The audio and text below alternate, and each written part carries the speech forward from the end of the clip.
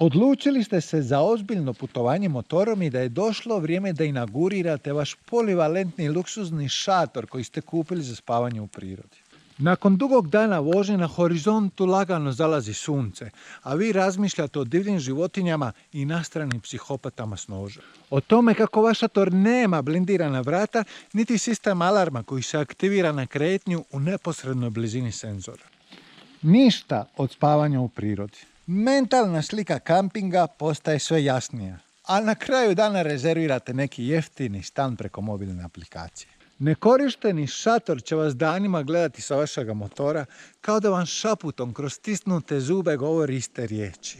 Kukavice.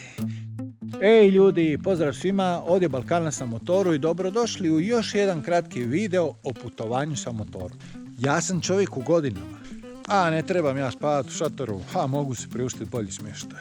A da nas je više da kampiramo, bila bi fora, ali ovako ja sam, to mi je bez veze, znaš. Na jedan ili drugi način ćete da opravdate to što već danima vucarate šator po cestama i prašenim putevima. No šalu na stranu, pogledamo praktičnu stranu spavanja u šatoru.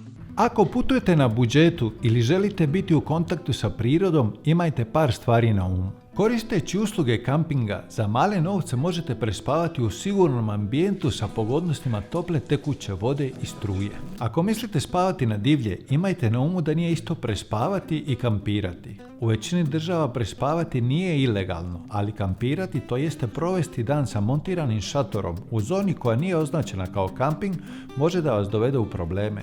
Nemojte se naći u situaciji da vam je prvi put da montirate šator baš na ovome putovanju.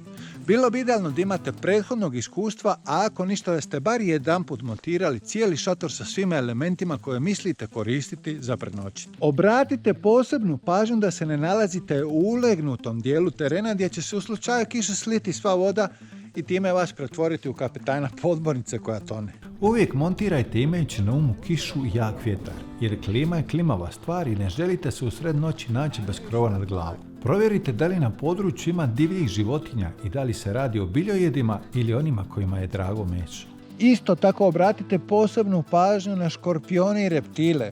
Obuća ide sa vama unutar šatora tako da ujutro ne bi bilo iznenađenja. A ono što definitivno ide van šatora, to su izvori otvorenog plamena. I mada šator ima nekih nepraktičnih strana, probuditi se u sred prirode i započeti dan u miru i tišini je neprocjenjivo. Ako ste pronašli ovaj kratki video korisnim, obavezno me zapratite na YouTube-u. Naći ćete me pod imenom Balkanac na motoru. Pozdrav!